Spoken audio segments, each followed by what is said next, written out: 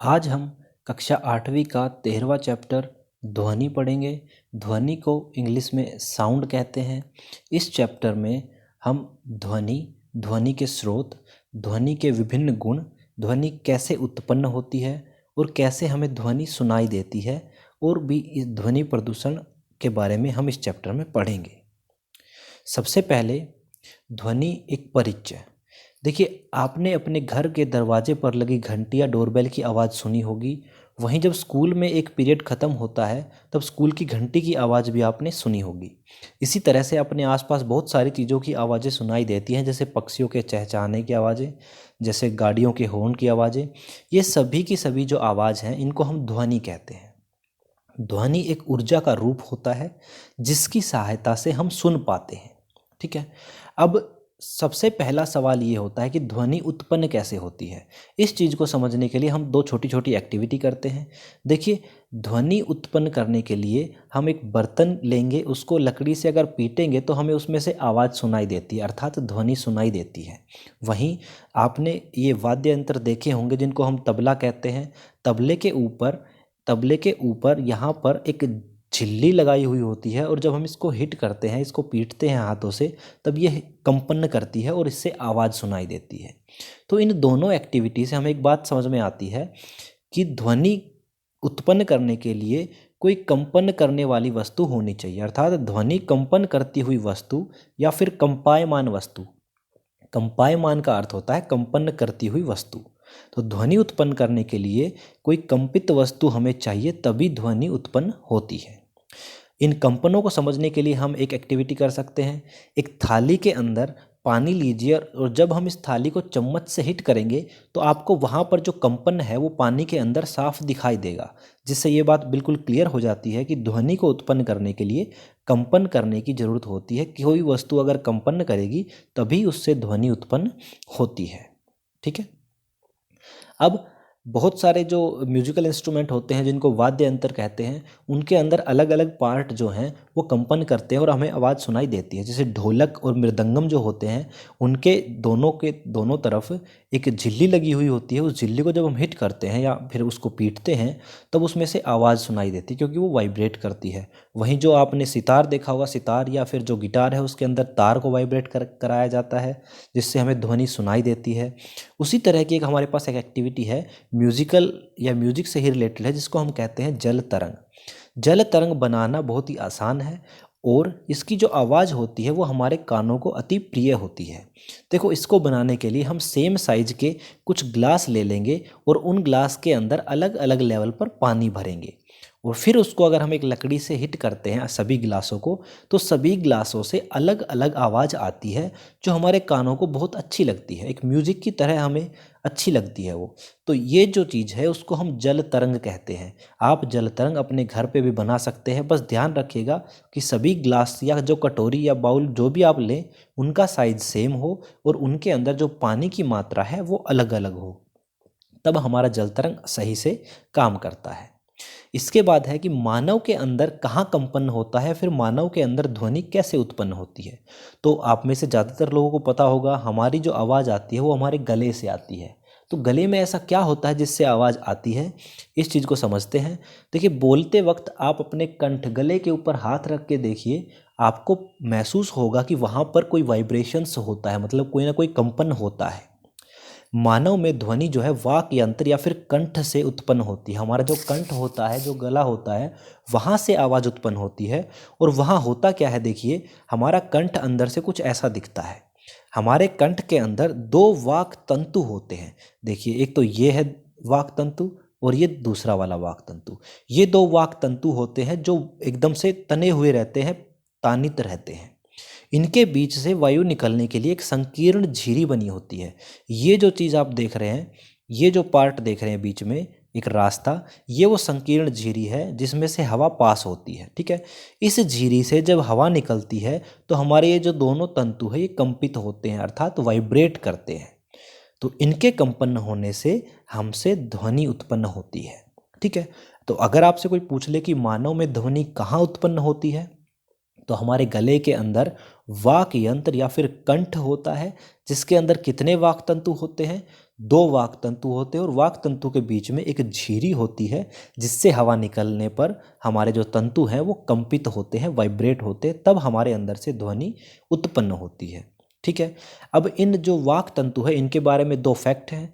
जो पुरुषों के वाक तंतु होते हैं उनकी लंबाई ज़्यादा होती है, लगभग 20 mm के आसपास। वहीं जो महिलाओं में वाक तंतु होते हैं उनकी लंबाई कम होती है, लगभग 15 mm के आसपास। और बच्चों के वाक तंतु जो हैं वो बहुत छोटे होते हैं। इसी कारण से पुरुषों में, महिलाओं में और बच्चों में जो आवाज़ आती है, जो उनकी ध्वनि होती है वो बिल्कुल अलग होती है। आप देखते हैं कि एक आदमी की जो ध्वनि होती है वो लगभग फ्लैट होती है, फटी फटी सी होती है। ठीक है। वहीं जो महिलाओं की जो ध्वनि होती है वो तीखी ध्वनि होती है और बच्चों की जो ध्वनि होती है वो बड़ी सॉफ्ट ध्वनि होती है, क्योंकि इनके अंदर जो वाक तंतु हैं उनकी लंबाई में फ़र्क है, तभी इनकी जो आवाज़ है वो अलग अलग आती है। ठीक है। इसके बाद क्या ध्वनि को एक जगह से दूसरी जगह जाने के लिए किसी माध्यम की ज़रूरत पड़ती है? जैसे मान लीजिए मैं यहाँ पर बोल रहा हूँ, तो अगर मेरे स्टूडेंट मेरे सामने बैठे हैं तो उनको मेरी आवाज़ पहुँचाने के लिए, उन तक जाने के लिए क्या किसी माध्यम की ज़रूरत पड़ती है? इस चीज़ को समझने के लिए हमारे पास एक एक्टिविटी है। हम एक छोटा मोबाइल फ़ोन लेंगे, उसको एक गिलास में रखेंगे, बिना पानी के खाली गिलास में रखेंगे और अपने दोस्त को कहेंगे कि भाई मेरे फ़ोन पे एक बार कॉल कर। तो कॉल करेगा तो रिंग बजेगी, वो रिंग हमें सुनाई देती है। अब हम इसी एक्सपेरिमेंट को दोबारा दोहराएंगे। हम इस जो गिलास है इस अपने हाथ से लगा के इसमें से जो हवा है उसको खींचने की कोशिश करेंगे ताकि इस गिलास के अंदर हवा ना बचे, और फिर अपने दोस्त को इशारा करेंगे कि अब मेरे पास कॉल कर। तो अगर ऐसा आप करते हैं, उसमें से कुछ हवा निकाल लेते हैं, तो अब जो फ़ोन की जो रिंग है वो कम सुनाई देती है। अर्थात जब वहाँ से हमने हवा निकाल ली तो आवाज़ जो है वो कम सुनाई देती है। और अगर हम सारी हवा निकालने में कामयाब हो जाएं किसी तरीके से, अगर हम सारी हवा निकाल लें, कोई भी हवा ना बचे, तो हमें बिल्कुल भी वो आवाज़ सुनाई नहीं देगी। तो यहाँ से हमें पता चलता है कि आवाज़ को या ध्वनि को एक जगह से दूसरी जगह जाने के लिए किसी माध्यम की ज़रूरत पड़ती है। बिना किसी माध्यम के ध्वनि एक जगह से दूसरी जगह संचरित नहीं हो सकती। ठीक है। तो ध्वनि को माध्यम की ज़रूरत पड़ती है। जहाँ पर कोई माध्यम नहीं होता उसको हम निर्वात कहते हैं। निर्वात का मतलब जहाँ पे हवा नहीं होती। जैसे कि आपने कई बार मूवीज़ में देखा होगा, स्पेस के अंदर, क्योंकि स्पेस में कोई हवा नहीं होती, तो स्पेस के अंदर जो स्पेस में जो साइंटिस्ट जाते हैं, जो एस्ट्रोनॉट्स जाते हैं, वो डायरेक्ट बात नहीं कर सकते हैं। वो किसी ना किसी डिवाइस से कनेक्टेड रहते हैं। जब आपस में बात करते हैं, डायरेक्ट बात करेंगे तो उनकी आवाज़, उनके एक की आवाज़ दूसरे के पास नहीं जाएगी, क्योंकि वहाँ पे पूरा निर्वात होता है, कोई माध्यम नहीं होता। तो ध्वनि को एक जगह से दूसरी जगह जाने के लिए किसी माध्यम की ज़रूरत पड़ती है। इस चीज़ को आप हमेशा ध्यान रखिएगा। अब क्या ये माध्यम सिर्फ हवा जैसा हो सकता है या फिर ये तरल और ठोस भी हो सकता है? क्या तरल या फिर ठोस पदार्थों में से जो आवाज़ है वो जा सकती है कि नहीं जा सकती है? इसको करने के लिए भी हमारे पास दो एक्टिविटी हैं। देखो, एक घंटी लीजिए, उसको पानी से भरे टब में अगर आप बजाएंगे और अपना कान पानी के पास लेके जाएंगे, लेकिन ध्यान रखिएगा कान के अंदर पानी ना चला जाए, तो आपको वो घंटी की आवाज़ आराम से सुनाई देगी। तो यहाँ से हमें पता चलता है कि तरल में भी ध्वनि की जो तरंगे हैं वो जाती हैं। वहीं दूसरी ओर एक टेबल के एक किनारे पर आप बैठ जाएं, दूसरे किनारे पर अपने दोस्त को बैठा दें और अपने दोस्त को बोले कि वो यहाँ पर ऐसे खरोंच मारने की आवाज़ करे, तो आपको ये जो आवाज़ है वो दूसरी ओर सुनाई देगी। ठीक है। तो इन दोनों एक्टिविटी से हमें पता चलता है कि ध्वनि जो है वो तरल में भी जाती है और ठोस के अंदर भी जाती है। ठीक है। इन दोनों के अंदर ही ध्वनि संचरित हो सकती है। संचरित का मतलब एक जगह से दूसरी जगह जा सकती है, क्योंकि देखिए हमने घंटी यहाँ बजाई थी और हमारा कान यहाँ पर है, तो इसके बीच में एक पानी है, तो पानी से आवाज़ अगर जा रही है मतलब वो संचरित हो सकती है। वहीं आपका दोस्त इस पॉइंट पर जो है स्क्रैच कर रहा है और आपका कान यहाँ पर है, तो इसके बीच में जो ठोस पार्ट है उसमें से भी आवाज़ जो है वो जा रही है। यहीं से हमें पता चलता है कि ध्वनि तरल में भी जाती है और ठोस में भी जाती है। ठीक है। इसके बाद नेक्स्ट है हमारे पास मानव कर्ण या कान। देखिए, हमें जो ध्वनि सुनाई देती है वो हमारे कान की वजह से सुनाई देती है, तो हम अपने कान की स्ट्रक्चर और उसका जो कार्य है वो समझते हैं। देखिए, हमारा कान कुछ इस तरह का होता है और हमारे कान का जो ये बाहरी हिस्सा है, ये वाला हिस्सा, ये एक कीप की तरह होता है। कीप मतलब फनल। ठीक है, फनल की तरह होता है। और ये इसका काम क्या होता है, आसपास आने वाले जितने भी आवाज़ है या ध्वनि है उसको एकत्र करने का काम करता है, इकट्ठा करने का काम करता है। उसके बाद जो आवाज़ है वो एक ट्यूब में जाती है। ये देखो एक ट्यूब है और इस ट्यूब के लास्ट में, यहाँ पे देखो जूम करके दिखाया हुआ है, इस ट्यूब के लास्ट में एक पर्दे जैसी संरचना होती है जिसको हम कर्णपटह कहते हैं। और ये जो कर्णपटह है ये वाइब्रेट करता है, जैसे आवाज़ इसके अंदर जाएगी तो ये वाइब्रेट करेगा, कभी आगे कभी पीछे, इस तरह से ये वाइब्रेट करता है। ठीक है। और इसके पीछे आप यहाँ अगर ध्यान से देखेंगे तो इसके पीछे 3 छोटी छोटी हड्डियाँ लगी होती हैं। ठीक है, 3 छोटी छोटी हड्डियाँ लगी होती हैं जो इस कान के पर्दे के साथ साथ वाइब्रेट करती हैं और वाइब्रेट करके जो सिग्नल हैं वो यहाँ इस पार्ट तक पहुँचाती हैं। इस पार्ट को हम कर्णावर्त कहते हैं। और ये पार्ट क्या करता है, जो वाइब्रेशन है, जो कंपन है, उनको विद्युत सिग्नल में बदलता है और आगे सीधे मस्तिष्क तक पहुँचा देता है और हमें जो आवाज़ है वो सुनाई देती है और समझ भी आती है। तो इस तरह से कान जो है हमारा काम करता है। देख लीजिए, कान के अंदर एक झिल्ली नुमा पर्दा होता है जिसे हम कर्णपटह या फिर ईयर ड्रम कहते हैं, ईयर ड्रम। यही वो हिस्सा है जो ध्वनि से कंपित होता है। ध्वनि जाएगी तो ये वाइब्रेट करेगा, इसके वाइब्रेट करने से पीछे की 3 हड्डियां वाइब्रेट करेंगी और उनसे जो सिग्नल है वो कहाँ चला जाएगा, कर्णावर्त के पास चला जाएगा। और कर्णावर्त नाम का जो हिस्सा है वो इन कंपन को विद्युत सिग्नल में बदल के हमारे मस्तिष्क तक पहुँचाता है और हमें सुनाई दे जाता है। ठीक है, इस तरह से हमारा काम, जो कान है वो काम करता है। यहाँ पर कई बार सवाल आ जाता है कि भाई ये 3 हड्डियों के नाम भी पूछ लेता है। तो हमारे कान के अंदर 3 अलग अलग हड्डियाँ होती है, एक को स्टेपिस कहते हैं, एक को एनविल कहते हैं, एक को हैमर कहते हैं। और हमारे पूरे शरीर के अंदर जो सबसे छोटी हड्डी है वो कान के अंदर ही होती है। इन्हीं में से जो एक हड्डी है जिसको हम स्टेपिस कहते हैं वो हमारे कान की सबसे छोटी हड्डी है। तो कान के अंदर जो 3 हड्डियाँ उनका नाम स्टेपिस, एनविल और हैमर। ठीक है, ये भी ध्यान रखिएगा। जो कान का पर्दा है या कर्णपटह है उसके कार्य को समझने के लिए हमारे पास एक बहुत अच्छी सी एक्टिविटी है। हम एक ग्लास के जार के ऊपर एक गुब्बारा जो है वो टाइट से बांध दें और उसके ऊपर कुछ अनाज के दाने रख दें और उसके नीचे से अगर मैं फूंक मारूं तो वो वाइब्रेट करेगा। फूंक मारने से वो वाइब्रेट करेगा, एक बार ऊपर जाएगा नीचे जाएगा, जिसकी वजह से जो दाने हैं वो भी उछलना शुरू कर देते हैं। इसी तरह से हमारा कान का पर्दा काम करता है। कान का पर्दा जो है वो वाइब्रेट करता है इस गुब्बारे की तरह, और जैसे ये जो दाने थे, अनाज के दाने, ये उछलना शुरू किया, वाइब्रेट किया, इसी तरह जो उनके पीछे जो हड्डियाँ हैं वो हड्डियाँ वाइब्रेट करती हैं और आगे कर्णावर्त तक सिग्नल पहुँचाती हैं। तो इस तरह से जो कान का पर्दा है वो काम करता है। अब क्योंकि ध्वनि जो है वो कंपन से उत्पन्न होती है, कोई भी कंपित वस्तु या कंपायमान वस्तु से ही ध्वनि उत्पन्न होती है, तो कंपन को अगर हम समझ लेंगे तो कंपन को समझने के बाद हम ध्वनि के कुछ गुण होते हैं, जैसे आवर्ती होते हैं, जैसे तारत्व है, और उसके अलावा जो लाउडनेस है, मतलब कुछ ध्वनियाँ आपको ज़्यादा तेज सुनाई देती हैं, लाउड सुनाई देती हैं, कुछ ध्वनियाँ जो हैं आपको बहुत धीमी सुनाई देती हैं, कुछ ध्वनियाँ आपको पैनी या तीखी लगती हैं। ठीक है, उन सब चीज़ों के बारे में समझ पाएंगे, लेकिन पहले हम एक बार कंपन या दोलन गति समझ लेते हैं। देखो, आपने घड़ी के नीचे पेंडुलम लटकता हुआ देखा होगा जो इस तरह से गति करता है, एक बार इधर जाता है, एक बार इधर जाता है। ठीक है, इसी प्रकार की जो गति है उसको हम कंपन या दोलन गति कहते हैं। कौन सी गति? किसी वस्तु का बार बार इधर उधर गति करना कंपन या फिर दोलन गति कहलाता है। ये जो पेंडुलम आपको दिख रहा है पिंक कलर का, ये एक बार इस डायरेक्शन में जाएगा, फिर लास्ट पॉइंट पे जाके फिर वापस इस डायरेक्शन में आएगा, ऐसे बार बार ये करता रहता है। इसी जो गति है, ये ऐसी जो गति है, इसको हम कंपन गति या फिर दोलन गति कहते हैं। ठीक है, और यहाँ पर एक सेकंड में ये जितनी बार इधर उधर जाएगा उसको उसकी आवर्ती कहते हैं। देख लीजिए, प्रति सेकंड होने वाले जो दोलनों की संख्या है उसको उसकी आवर्ती कहते हैं। मतलब जैसे कि ये इस पॉइंट से, इस पॉइंट का नाम मैं दे देता हूँ ए, और इस साइड जो आखिरी पॉइंट है उसका नाम दे देता हूँ बी। तो ये ए पॉइंट से बी तक जाना और फिर वापस ए तक आना, यहाँ पर एक दोलन पूरा हुआ। मतलब ए से बी गया और बी से वापस ए आया, इसमें एक दोलन पूरा हुआ। और एक सेकंड में जितने दोलन करेगा, जितनी बार वाइब्रेट करेगा, उसको उसकी आवर्ती कहते हैं। ठीक है, मान लीजिए कि ये एक ही सेकंड में एक ही बार आ जा रहा है, मतलब एक दोलन पूरा कर रहा है, तो इसका मतलब है कि इसकी जो आवर्ती है वो कितनी हो जाएगी? 1 हो जाएगी। आवर्ती को मापने के लिए हम हर्ट्ज यूनिट का इस्तेमाल करते हैं, HZ से इसको लिखते हैं, या फिर इसको हर्ट्स बोला जाता है। ठीक है, अगर एक सेकंड में एक ही दोलन पूरा करेगा तो हम कहेंगे कि उसकी आवर्ती कितनी है? 1 हर्ट्स है। ठीक है, इसी को समझाने के लिए हमने एक और जो पेंडुलम है उसको रखा है। अगर ये पेंडुलम फास्ट मूव करेगा, फास्ट का मतलब अगर ये जल्दी जल्दी मूव करता है इधर उधर इधर उधर, तो इसका मतलब ये है कि इसकी आवृत्ति ज़्यादा हो जाएगी। अगर ये धीरे धीरे मूव करता है तो इसकी आवृत्ति जो है वो कम हो जाएगी, क्योंकि 1 सेकंड में दोलनों की संख्या बदल जाएगी।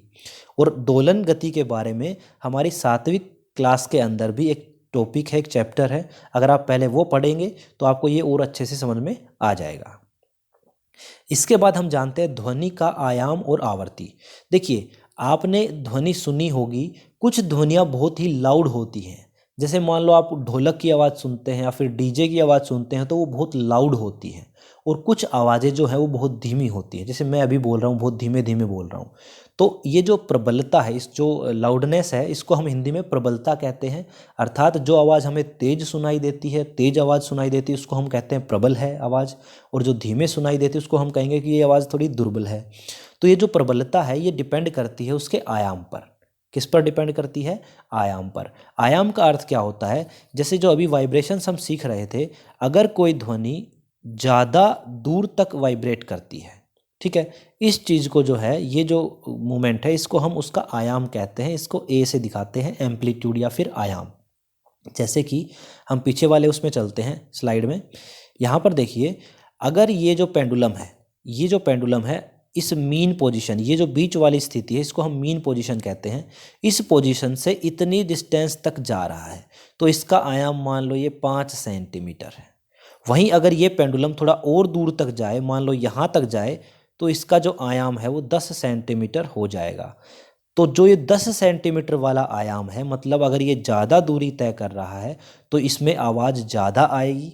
और अगर ये कम दूरी तय कर रहा है, अर्थात इसका आयाम कम है, तो इसमें जो आवाज़ है वो धीमे आएगी। ठीक है, तो जो लाउडनेस होती है किसी भी आवाज़ की, वो हमेशा आयाम पर निर्भर करती है। जैसे ढोलक को दिखाया हुआ है, ढोलक का जो आयाम है वो ज़्यादा होता है। कोई भी ध्वनि हमें बहुत तेज या लाउड सुनाई देती है, अर्थात उसका आयाम बहुत अधिक है। ठीक है, वहीं दूसरा चीज़ आता है तारत्व। तारत्व का अर्थ होता है पैनापन या फिर तीखापन। आप देखते हैं कि जो औरतें बोलती हैं तो उनकी आवाज़ जो है वो थोड़ी सी तीखी होती है, जो आदमी बोलते हैं उनकी आवाज़ थोड़ी सी दबी दबी रहती है और जो फ्लैट टाइप की आवाज़ रहती है, लेकिन औरतों की आवाज़ थोड़ी पैनी होती है। ठीक है, जो ये पैनापन होता है आवाज़ का, इसको हम तारत्व कहते हैं। जो एक सीटी की आवाज़ है वो तीखी लगेगी आपको, और ढोलक की जो आवाज़ है वो सॉफ्ट लगेगी। उसका कारण क्या है? देखिए, आप यहाँ पर ये चीज़ देख लीजिए, ये उसके आवृत्ति को दिखा रहा है। ढोलक जो बजता है तो उसका जो वाइब्रेशन होता है वो धीरे होता है, वहीं जो सीटी बजती है उसके अंदर जो वाइब्रेशन होता है वो तेज होता है। अगर तेज वाइब्रेशन होगा तो उसकी आवृत्ति, फ्रीक्वेंसी उसकी ज़्यादा हो जाएगी। तो जिस आवाज़ में फ्रीक्वेंसी ज़्यादा होती है उसका तारत्व भी अधिक होता है, और जिसकी फ्रीक्वेंसी कम होती है उसका तारत्व जो है वो कम होता है। अगर मैं इन दोनों एग्जाम्पल्स की बात करूं, इन दोनों उदाहरणों की बात करूं, तो जो सीटी है उसका तारत्व अधिक है। कारण क्या है? कि उसकी आवृत्ति भी ज़्यादा है। वहीं जो ढोलक है उसका तारत्व कम होता है क्योंकि उसकी आवृत्ति कम होती है। तो यहाँ से इन दोनों पॉइंट से मुझे एक बात पता चल रही है कि अगर मुझे कोई आज के दिन आवाज़ तेज सुनाई दे रही है, लाउड सुनाई दे रही है, तो उसका तो आयाम ज़्यादा है। वहीं अगर कोई आवाज़ मुझे तीखी सुनाई दे रही है तो उसका तारत्व अधिक है। जैसे पक्षी जो चहचहाते हैं, पक्षी या चिड़ियाएँ जो बोलती हैं, वो आपको पैनी आवाज़ सुनाई देगी क्योंकि उसका तारत्व और आवृत्ति उसकी ज़्यादा होती है। ठीक है, कुछ इंपॉर्टेंट पॉइंट्स हैं। जो ध्वनि लाउड होती है उसका आयाम अधिक होता है, ये मैं बता चुका हूँ आपको। और जो ध्वनि सॉफ्ट होती है उसका जो धीमी जो सुनाई देती है उसका आयाम कम होता है। ठीक है, जैसे मैं अभी आपको जैसी आवाज़ से बोल रहा हूँ, अभी जो आवाज़ मेरी आ रही है करंटली, ये सॉफ्ट आवाज़ है और इसका आयाम कम है। और अभी अगर मैं चिल्लाना शुरू कर दूँ तो यहाँ पर जो मैं एकदम से चिल्लाया था, वो जो आवाज़ है उसका जो आयाम है वो एकदम से ज़्यादा हो गया, इसलिए मुझे लाउड सुनाई दी। ठीक है, जो तीखी या पैनी आवाज़ होती है उसकी आवृत्ति ज़्यादा होती है, जैसे औरतों की आवाज़ की या फिर पक्षियों की आवाज़ की। इसी तरह से औरतों की जो आवाज़ है वो इसलिए तीखी होती है क्योंकि उनकी आवाज़ में तारत्व या फिर आवृत्ति की अधिकता होती है। जो ध्वनि की प्रबलता है, जो लाउडनेस है, उसको हम डेसिबल से नापते हैं।